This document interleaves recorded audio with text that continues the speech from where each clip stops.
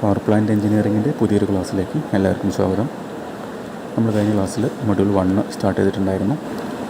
നമ്മളതിൽ ബേസിക്കായിട്ട് കുറച്ച് കാര്യങ്ങൾ പഠിച്ചിട്ടുണ്ടായിരിക്കും. നമുക്കതിൻ്റെ കണ്ടിന്യൂഷനായിട്ട് വരുന്ന ബാക്കിയുള്ള ടോപ്പിക്സിലേക്ക് പോകാം. ഓക്കെ, അപ്പോൾ നമ്മൾ കഴിഞ്ഞ ക്ലാസ്സുകളിൽ പറഞ്ഞിട്ടുണ്ടായിരുന്നത് ഏറ്റവും ബേസിക്കായിട്ടുള്ള പ്ലാന്റിനെ കുറിച്ചും പിന്നെ ടൈപ്സ് ഓഫ് പവർ പ്ലാന്റ്സിനെ കുറിച്ചും അതുപോലെ തന്നെ നമ്മൾ ഒരു പവർ പ്ലാന്റ് ലൊക്കേറ്റ് ചെയ്യുന്ന സമയത്ത് അതിൻ്റെ ലൊക്കേഷൻ നോക്കുന്ന സമയത്ത് നമ്മൾ ശ്രദ്ധിക്കേണ്ട കുറച്ച് കാര്യങ്ങളുണ്ട്. ഇതൊക്കെ നമ്മൾ എക്സാം പോയിൻ്റ് ഓഫ് വ്യൂ 7 മാർക്കും ചോദിക്കുന്ന ക്വസ്റ്റ്യൻസാണ്. പിന്നെ നമ്മൾ തെർമൽ പവർ പ്ലാന്റ് എന്താണെന്ന് മനസ്സിലാക്കിയിട്ടുണ്ടായിരിക്കും. അതിൻ്റെ ഡയഗ്രത്തിനെ കുറിച്ച് കൃത്യമായിട്ട് മനസ്സിലാക്കി വെക്കുക. എക്സാം പോയിൻ്റ് ഓഫ് വ്യൂ 7 മാർക്കിന് ചോദിക്കുന്നതാണ്. പിന്നീട് നമ്മൾ തെർമൽ പവർ പ്ലാന്റ് കഴിഞ്ഞാൽ പിന്നെ റീഹീറ്റിംഗ് ഓഫ് സ്റ്റീമിനെ കുറിച്ചും അതുപോലെ തന്നെ റീജനറേഷൻ ഓഫ് സ്റ്റീമിനെ കുറിച്ചും പറഞ്ഞിട്ടുണ്ടായിരിക്കും.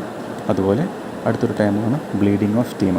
ഓക്കെ, അപ്പോൾ നമ്മൾ റീജനറേഷനിൽ പഠിക്കുന്ന കാര്യമാണ് ശരിക്കും ബ്ലീഡിംഗ് എന്ന് പറഞ്ഞാൽ. അതായത് ഈ ഡയഗ്രത്തിൽ കാണുന്ന പോലെ നമ്മൾ ആ ഒരു ടർബൈനിൽ നിന്നും നമ്മൾ ബൈപ്പാസ് ചെയ്തിട്ട് നമ്മൾ സ്റ്റീമിനെ ഒരു റീജനറേറ്ററിലേക്ക് സപ്ലൈ ചെയ്തുകൊണ്ട് ഫീഡ് വാട്ടറിനെ ഹീറ്റ് ചെയ്യുന്ന ആ ഒരു പ്രോസസ്സാണ് ബ്ലീഡിംഗ് എന്ന് പറയുന്നത്. ഇത്രയും ആയിരിക്കും നമ്മൾ കഴിഞ്ഞ ക്ലാസ്സിൽ പഠിച്ചു വെച്ചിട്ടുണ്ടായിരിക്കും.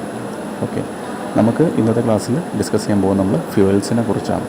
ഓക്കെ, അപ്പോൾ എല്ലാവർക്കും അറിയാവുന്ന പോലെ പ്രധാനമായിട്ടും 3 തരത്തിലുള്ള ഫ്യൂവൽസാണുള്ളത്. ഓക്കെ, അതായത് ലിക്വിഡ് ഫ്യൂവൽസ് ഉണ്ട്, അതുപോലെ തന്നെ സോളിഡ് ഫ്യൂവൽസ് ഉണ്ട്, അതുപോലെ തന്നെ ഗ്യാഷ്യസ് ഫ്യൂവൽസ് ഉണ്ട്. ഓക്കെ,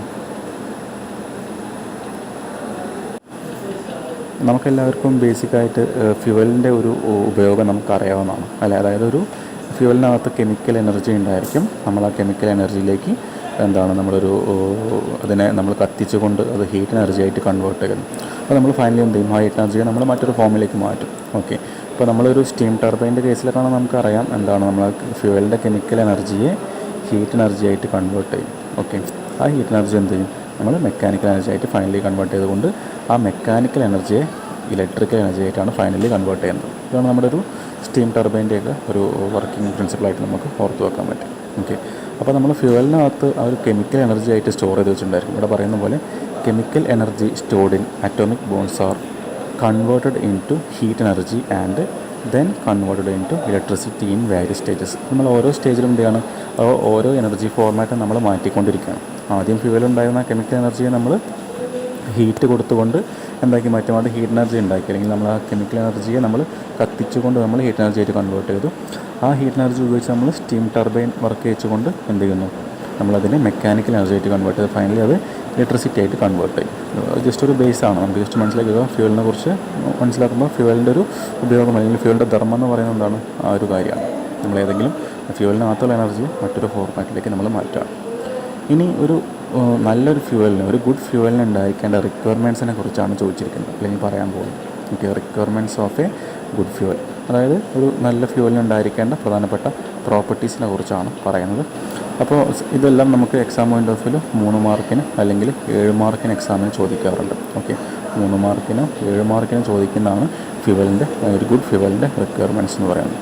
അപ്പോൾ ഹൈ കലോറിഫിക് വാല്യൂ ആയിരിക്കണം. ഓക്കെ, അപ്പോൾ കലോറിഫിക് വാല്യൂ എന്ന് പറഞ്ഞാൽ നമുക്ക് അറിയുന്നുണ്ടായിരിക്കും. കലോറിഫിക് വാല്യൂ എന്ന് പറഞ്ഞാൽ ഇപ്പോൾ ഒരു unit mass of fuel burn ചെയ്യുന്ന സമയത്ത് പ്രൊഡ്യൂസ് ചെയ്യുന്ന അല്ലെങ്കിൽ ജനറേറ്റ് ചെയ്യുന്ന യൂണിറ്റ് എമൗണ്ട് ഓഫ് ഹീറ്റിനെയാണ് അതിൻ്റെ കലോറിഫിക് വാല്യൂ എന്ന് പറയുന്നത്. അപ്പോൾ ഒരു ഫ്യൂവലിന് എപ്പോഴും ഉണ്ടായിരിക്കണം, ഹൈ കലോറിഫിക് വാല്യൂ ആണ് ഉണ്ടായിരിക്കേണ്ടത്.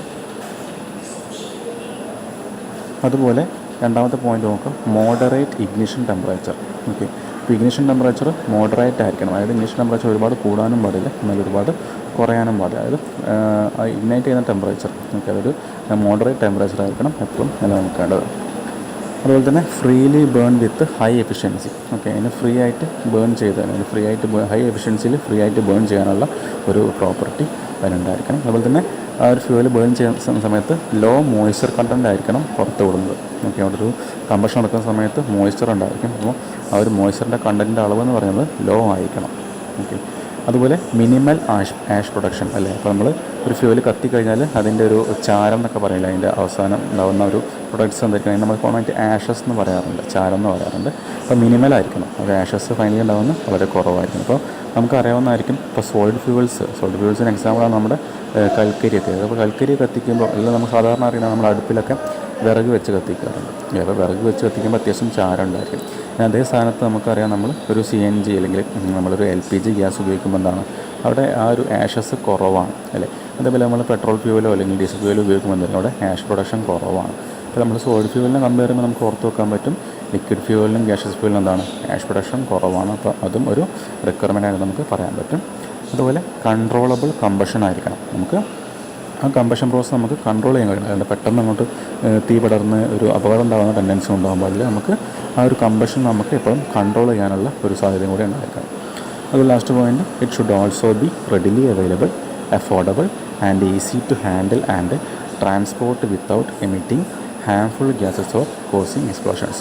അതായത് പറയുന്നത് റെഡിലി അവൈലബിൾ ആയിരിക്കണമല്ലോ, എപ്പോഴും നമുക്ക് അവൈലബിലിറ്റി ഒരു ഫാക്ടർ തന്നെയാണ്. നമുക്ക് എപ്പോഴും അവൈലബിൾ ആയിരിക്കണം. അതുപോലെ അതിൻ്റെ ഒരു കോസ്റ്റ് എന്ന് പറയുന്നത് കുറവായിരിക്കണം.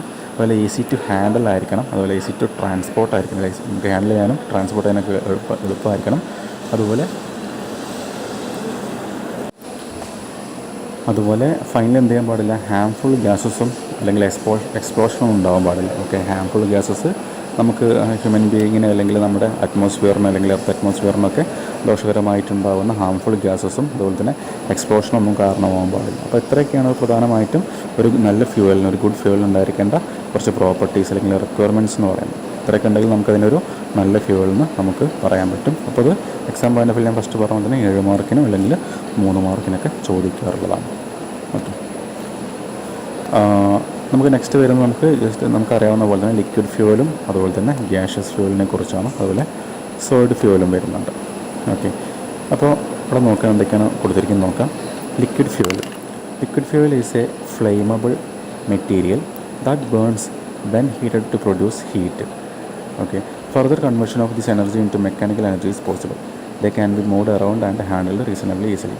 അപ്പോൾ ഒന്നുമില്ല, നമുക്ക് ലിക്വിഡ് ഫ്യൂവലിനെ കുറിച്ച് ജസ്റ്റ് മനസ്സിലാക്കേണ്ട കാര്യം നമുക്കത് ഈസി ആയിട്ട് ഹാൻഡിൽ ചെയ്യാൻ കഴിയും. ഓക്കെ, അപ്പോൾ നമ്മൾ നമുക്കറിയാം ഒരു ഫ്യൂവൽ എന്ന് പറഞ്ഞാൽ ഹീറ്റ് കൊടുത്താൽ എന്ത് ചെയ്യും, അത് ബേൺ ചെയ്തുകൊണ്ട് അല്ലെങ്കിൽ കമ്പഷൻ നടന്നുകൊണ്ട് എന്ത് ചെയ്യും, അവിടെ ഒരു എനർജി നമുക്ക് പ്രൊഡ്യൂസ് ചെയ്യാം. നമ്മൾ ആ എനർജി എന്ത് ചെയ്യും, അതിനെ കൺവേർട്ട് ചെയ്തുകൊണ്ടല്ലേ ഏതെങ്കിലും കൺവേർഷൻ മെത്തേഡ് ഉപയോഗിച്ച് നമ്മൾ മറ്റൊരു മെക്കാനിക്കൽ എനർജി ആയിട്ടോ അല്ലെങ്കിൽ നമുക്ക് ആവശ്യമുള്ള ഇലക്ട്രിക്കൽ എനർജി ആയിട്ടോ നമ്മൾ ഫൈനലി കൺവേർട്ട് ചെയ്യാറുണ്ട്. അപ്പോൾ ഇതിൽ ശരിക്കും ഓർത്ത് വെക്കേണ്ട പോയിൻറ്റ്, ഇപ്പോൾ ലിക്വിഡ് ഫ്യൂവലിനെ സംബന്ധിച്ച് ആ ലിക്വിഡ് ഫ്യൂവലിൻ്റെ കുറച്ച് അഡ്വാൻറ്റേജസ് ആണ്. ഓക്കെ, അപ്പോൾ അതെല്ലാം നമുക്ക് കോമൺ ആയിട്ട് പെട്ടെന്ന് ഓർത്ത് വെക്കാൻ പറ്റിയ പോയിൻറ്റ്സ് ഒക്കെ തന്നെ അവിടെ ഉണ്ടായിരിക്കുക. നമുക്ക് കോമൺ ആയിട്ട് അറിയുന്ന ജനറലായിട്ടുള്ള കാര്യങ്ങളൊക്കെ തന്നെയാണ്. അപ്പോൾ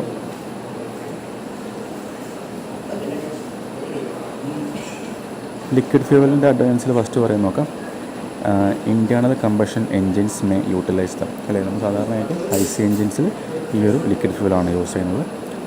the demand less storage room. അപ്പോൾ നമുക്ക് ലിക്വിഡ് ഫ്യൂവലൊക്കെ സ്റ്റോർ ചെയ്യാൻ നമുക്ക് എളുപ്പമാണ്, അതിന് കുറച്ച് സ്റ്റോറേജ് സ്പേസ് മതി. They are simple to handle and need less air to burn.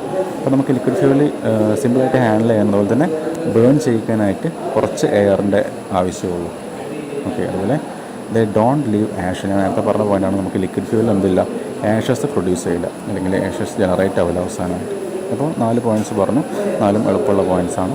നമ്മൾ പറയാൻ പോകുന്നത് ഗ്യാഷ്യസ് ഫ്യൂവലിനെ കുറിച്ചാണ്. അപ്പോൾ ഇതിൽ നിങ്ങൾ ഓർത്ത് എക്സാം പോയിൻ്റ് ഓഫ് വ്യൂ ഓർക്കേണ്ടത് ലിക്വിഡ് ഫ്യൂവൽ നമുക്ക് എന്താണെന്ന് അറിയുന്നതാണ്, ഫ്യൂവൽ എന്താണെന്ന് അറിയുന്നതാണ്. അതുപോലെ ഇതിൽ ഓർക്കേണ്ട കുറച്ച് ലിക്വിഡ് ഫ്യൂവൽസിൻ്റെയൊക്കെ അഡ്വാൻറ്റേജസിനെ കുറിച്ചാണ്. അപ്പോൾ ഈ പോയിൻറ്റ്സ് ഒന്ന് ജസ്റ്റ് ഓർത്ത് വെക്കുക. ഓക്കെ, ഇനി പറയാൻ പോകുന്നത് ഗ്യാഷ്യസ് ഫ്യൂവലിനെ കുറിച്ചാണ്. A material that is in the gaseous state at standard atmospheric pressure and temperature conditions and is burned to produce heat and അല്ലെങ്കിൽ heat or energy is referred to as a gaseous fuel.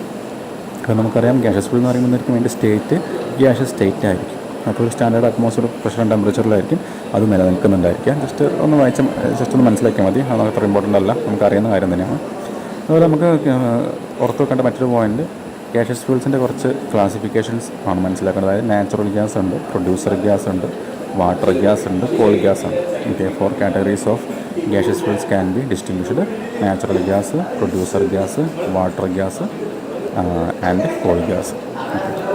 അതുപോലെ നമ്മൾ natural gas ഉണ്ടാക്കുന്നത് എങ്ങനെയാണ്? Natural gas can be extracted from the earth in its natural state through drilling tube Wells much like oil Wells. അപ്പോൾ നമുക്കറിയുന്ന പോലെ tube വെൽസൊക്കെ നമ്മൾ high ആഴത്തിൽ നമ്മൾ കുഴിച്ചിട്ട് എന്ത് ചെയ്യും, അവിടുന്ന് അങ്ങനെയൊക്കെയാണ് നമ്മൾ നാച്ചുറൽ ഗ്യാസൊക്കെ നമ്മൾ ഉണ്ടാക്കുന്നുണ്ടായിരിക്കുക.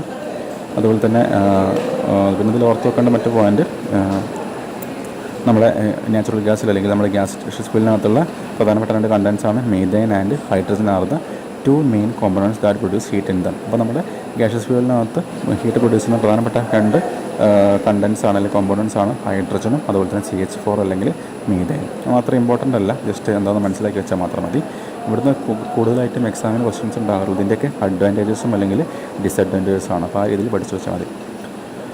ഓക്കെ, അപ്പോൾ ജസ്റ്റ് എന്താണ് ലിക്വിഡ് ഫ്യൂവലെന്നും അതിൻ്റെ അഡ്വാൻറ്റേജസും പഠിച്ചു വെക്കുക. അതുപോലെ എന്താണ് ജസ്റ്റ് ഒന്നും ഗ്യാഷ്യസ് ഫ്യൂവൽ എന്ന് മനസ്സിലാക്കി വെക്കുക. ഇനി നമുക്ക് എക്സാം പോയിൻ്റ് ഓഫ് വ്യൂ ചോദിക്കാറുള്ളത് ഇതുപോലത്തെ കാര്യങ്ങളാണ്, അതായത് merits and demerits of liquid fuel over solid fuels. അപ്പോൾ സോളിഡ് ഫ്യൂവൽസിനെ കമ്പയർ ചെയ്യുന്ന സമയത്ത് ലിക്വിഡ് ഫ്യൂവൽസിനുണ്ടാകുന്ന മെറിറ്റ്സും ഡിമെറിറ്റ്സും അല്ലെങ്കിൽ അഡ്വാൻറ്റേജസും ലിമിറ്റേഷൻസൊക്കെയാണ് ചോദിച്ചിട്ടുള്ളത്. ഓക്കെ, ഫസ്റ്റ് പോയിന്റ് നോക്കാം. Handling of liquid fuel is easy and they require less storage space. നമ്മൾ നേരത്തെ പഠിച്ചതാണ്.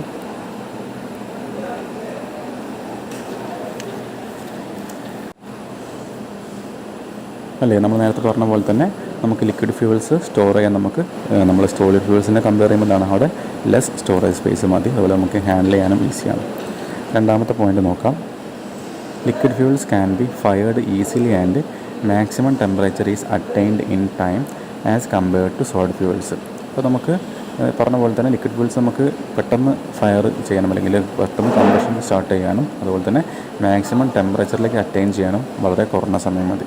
ഓക്കെ, സോളിഡ് ഫ്യൂവലിനെ കമ്പയർ ചെയ്യുമ്പോൾ ലിക്വിഡ് ഫ്യൂവലിനുള്ള ക്വാളിറ്റി അല്ലെങ്കിൽ അഡ്വാൻറ്റേജ് ആണ് liquid fuels can be fired easily and maximum temperature is attained in time as compared to solid fuels.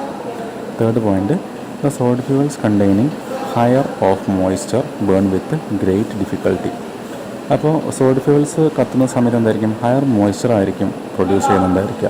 So അത് ഡിഫിക്കൽട്ടിക്ക് കാരണമാവും. എന്നാൽ ലിക്വിഡ് ഫ്യൂവൽ ആകുമ്പോൾ എന്താണ്, അത്രത്തോളം മോയ്സ്ചർ കണ്ടൻറ്റ് കുറവാണ്. നമ്മൾ നേരത്തെ ഒരു ഗുഡ് ഫ്യൂവൽ ഉണ്ടായിരിക്കേണ്ട റിക്വയർമെൻറ്റ്സ് പറഞ്ഞാണ് ലോ മോയ്സ്ചർ കണ്ടൻറ്റ് ആയിരിക്കണം. സോ ഓർത്ത് വെക്കുക, സോളിഡ് ഫ്യൂവൽസിന് മോയ്സ്ചർ കണ്ടൻറ്റ് കൂടുതലും, ലിക്വിഡ് ഫ്യൂവൽസിന് എന്താണ് മോയ്സ്ചർ കണ്ടൻറ്റ് കുറവുമാണ്.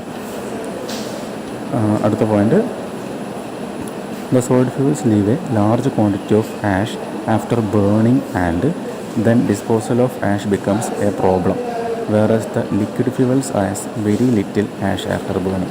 നമുക്കറിയാവുന്ന പോലെ നേരത്തെ പറഞ്ഞ പോയിന്റിനാണ് സോളിഡ് ഫ്യൂവൽ എന്തായിരിക്കും, ഹൈ എമൗണ്ട് ഓഫ് ആഷസ് അവസാനം ബൈ പ്രൊഡക്റ്റ് ആയിട്ട് ഉണ്ടായിരിക്കും അല്ലെങ്കിൽ അവസാനം ഉണ്ടായിരിക്കും. ലിക്വിഡ് ഫ്യൂവൽ എന്താണ്, താരതമ്യേന ആഷസ് കണ്ടൻറ്റ് കുറവാണ്. Next point, the combustion of liquid fuel is uniform. Therefore, the changing load can be easily met by controlling the flow of fluid. അപ്പോൾ നമുക്ക് ലിക്വിഡ് ഫ്യൂവലിൻ്റെ ആ ഒരു കമ്പഷൻ എന്ന് പറയുന്നതാണ് യൂണിഫോം ആയിട്ട് കമ്പഷൻ ചെയ്യാൻ പറ്റും, അല്ലെങ്കിൽ ബേണിംഗ് നടക്കുന്നത് യൂണിഫോം ആയിട്ടാണ്. കാരണം നമുക്ക് എന്ത് ചെയ്യാം, അതുകൊണ്ട് തന്നെ നമുക്ക് ആ ഒരു ലിക്വിഡ് ഫ്യൂവലിൻ്റെ സപ്ലൈ, ഇപ്പോൾ നമുക്കറിയാം ഒരു ഓട്ടോമൊബൈൽ എഞ്ചിൻ അല്ലെങ്കിൽ ഐസി എഞ്ചിനിലൊക്കെ നമുക്കൊരു വെഹിക്കിളൊക്കെ ആണെങ്കിൽ നമുക്ക് ആക്സിലേറ്ററിൽ ഉള്ള ചെറിയ അഡ്ജസ്റ്റ്മെൻറ്റിന് എന്ത് ചെയ്യാൻ പറ്റും, നമുക്ക് ആ ഒരു എഞ്ചിൻ്റെ സ്പീഡിനെ കൂട്ടാനും കുറയ്ക്കാനും അല്ലെങ്കിൽ ലോഡിനെ ക്യാരി ചെയ്യുന്ന കപ്പാസിറ്റി കൂട്ടാനും കുറയ്ക്കാനൊക്കെ നമുക്ക് വളരെ എളുപ്പമാണ്. ഓക്കെ, എന്നാലും നമുക്ക് നേരെ സോളിഡ് ഫ്യൂവൽസ് ആകുമ്പോൾ നമുക്ക് പെട്ടെന്ന് ആ ഒരു അതിൻ്റെ ടെമ്പറേച്ചറിനെ കൺട്രോൾ ചെയ്യുക എന്നുള്ളത് കുറച്ച് ഡിഫിക്കൽട്ടായിരിക്കും. ഓക്കെ, ദ കമ്പഷൻ ഓഫ് അല്ലെങ്കിൽ ആ കമ്പഷനെ കൺട്രോൾ ചെയ്യുക എന്ന് പറയുന്നത് സോളിഡ് ഫ്യൂവലിന് ഡിഫിക്കൽട്ടാണ്, എന്നാൽ ലിക്വിഡ് ഫ്യൂവലിന് കുറച്ചും കൂടി എളുപ്പമാണ്. The combustion of liquid fuel is uniform. Therefore the change in load can be easily met by controlling the flow of fluid. Okay, ഇനി കുറച്ച് ഒരു 3 പോയിൻറ്റ്സ് അതിൻ്റെ ലിമിറ്റേഷൻസ് പറയുന്നുണ്ട്. അതായത് സോളിഡ് ഫ്യൂവൽസിൽ നിന്നും ലിക്വിഡ് ഫ്യൂവലിനുള്ള ഡിസഡ്വാൻറ്റേജസ് ആണ് പറയുന്നത്. അപ്പോൾ ലിക്വിഡ് ഫ്യൂവൽ എന്തായിരിക്കും, സോളിഡ് ഫ്യൂവലിനെ കമ്പയർ ചെയ്യുന്ന സമയത്ത് കോസ്റ്റ്ലി ആണ്. They are costly as compared to solid fuels. പിന്നെ they require special type of burners. അപ്പോൾ നമുക്ക് ലിക്വിഡ് ഫ്യൂവലിൽ കത്തിക്കാനായിട്ട് നമുക്ക് സ്പെഷ്യൽ ടൈപ്പ് ഓഫ് ബർണറിൻ്റെ ആവശ്യം ഉണ്ടായിരിക്കും. നമ്മൾ സോളിഡ് ഫ്യൂവലിനെ കമ്പയർ ചെയ്യുന്നത് നമുക്കറിയാം, സോളിഡ് ഫ്യൂവൽ കത്തിക്കാനായിട്ട് പ്രത്യേകിച്ച് ഇതിൻ്റെ ആവശ്യമില്ല, ബർണറിൻ്റെ ആവശ്യമില്ല. കാരണം നമുക്ക് ജസ്റ്റ് ഒരു ഭാഗത്ത് ഇപ്പോൾ കൽക്കരിയൊക്കെ ആണെങ്കിൽ നമുക്കറിയാം, കോമൺ ആയിട്ട് നമുക്ക് വിറക് കത്തിക്കുന്ന സമയത്ത് അറിയാം, ജസ്റ്റ് വിറകിനെ കൂട്ടി വെച്ചാൽ മതി, അത് കത്തിക്കാൻ നമുക്ക് എളുപ്പമാണ്. In cold climate, the oil stored in tanks is to be heated in order to avoid the stoppage of flow. അപ്പോൾ നമുക്കറിയാം ലിക്വിഡ് ഫ്യൂവൽ ആകുമ്പോൾ ചിലപ്പോൾ കോൾഡ് ക്ലൈമറ്റിലൊക്കെ എന്തായിരിക്കും, ചിലപ്പോൾ അത് ഫ്രീസായി പോകാനും അല്ലെങ്കിൽ അത് സോളിഡ് സൈഡിലേക്ക് മാറാൻ ടെൻഡൻസി ഉണ്ടായിരിക്കും. അപ്പോൾ നമുക്ക് അവിടെ എന്തെങ്കിലും വരും, അതിനെ ഹീറ്റ് ചെയ്യേണ്ട ഒരു അവസ്ഥ വരും. ഓക്കെ, അപ്പോൾ അത് എന്തായിരിക്കും, ആ ഒരു ഫ്ലോനെ സ്റ്റോപ്പ് ചെയ്യാനുള്ള ടെൻഡൻസി ഉണ്ടാക്കുന്ന കാരണം അതൊരു ഡിസഡ്വാൻറ്റേജ് നമുക്ക് ലിക്വിഡ് ഫ്യൂവലിൻ്റെ കാര്യത്തിൽ പറയാവുന്നതാണ്. In cold climate the oil stored in tanks is to be heated. അല്ലെങ്കിൽ നമ്മൾ ടാങ്കിൽ സ്റ്റോർ ചെയ്ത് വെച്ചിരിക്കുന്ന ഓയിൽ ഉദ്ദേശിക്കുന്നത് എന്താണ്, ലിക്വിഡ് ഫ്യൂവലാണ്. അതിനെന്ത് ചെയ്യേണ്ടത്, നമ്മൾ ഹീറ്റ് ചെയ്യേണ്ട അവസ്ഥ വരും. കാരണം ഫ്രീസ് ആയിട്ടുണ്ടെങ്കിൽ അതിനെ ഉരുക്കിയിട്ട് വീണ്ടും ലിക്വിഡ് ഫോമിലേക്ക് മാറ്റാൻ നമ്മൾ ജസ്റ്റ് ഹീറ്റ് ചെയ്യേണ്ട ആവശ്യം വരും. ശേഷം മാത്രമേ നമുക്ക് ഉപയോഗിക്കാൻ പറ്റുള്ളൂ, കാരണം അതിൻ്റെ ഫ്ലോ സ്റ്റോപ്പായി പോകും. ഓക്കെ, അപ്പോൾ നമ്മൾ ആ ഒരു ടോപ്പിക്കിൽ ഇത്രയും കാര്യങ്ങൾ ഓർത്ത് വെക്കുക. ആദ്യം നമ്മൾ പറഞ്ഞ് ഫ്യൂവൽസിനെ കുറിച്ച് ജസ്റ്റ് പറഞ്ഞു, ഫ്യൂവലിൻ്റെ ഉപയോഗം നമുക്ക് അറിയുന്നതാണ്, എനർജി കൺവേർഷനൊക്കെ അറിയാം. പിന്നെ ഇതാണ് ഇമ്പോർട്ടൻ്റ് ആയിട്ട് വരുന്ന ഗുഡ് ഫ്യൂവലിൻ്റെ റിക്വയർമെൻറ്റ്സും. അതുപോലെ തന്നെ ലിക്വിഡ് ഫ്യൂവൽ ജസ്റ്റ് എന്താണെന്ന് മനസ്സിലാക്കി വെക്കുക. ഇതിൽ കുറച്ച് ഇമ്പോർട്ടൻ്റ് ആയിട്ട് വരുന്ന അഡ്വാൻറ്റേജസ് ആണ്. അതുപോലെ ഗ്യാഷ്യസ് ഫ്യൂവൽ എന്താണെന്ന് ജസ്റ്റ് ഒന്ന് മനസ്സിലാക്കി വെക്കുക. അതുപോലെ ഇതിൽ ഇമ്പോർട്ടൻ്റ് ആയിട്ട് വരുന്ന advantages of liquid fuel over solid fuel. Okay, അത്രയും ടോപ്പിക്സാണ്. നമുക്ക് ബാക്കിയുള്ള അടുത്ത ടോപ്പിക്ക് പ്രോപ്പർട്ടീസ് ഓഫ് ഫ്യൂവൽസ് ആണ് നമുക്ക് നെക്സ്റ്റ് ക്ലാസ്സിൽ ഡിസ്കസ് ചെയ്യാം. Okay, thank you for watching.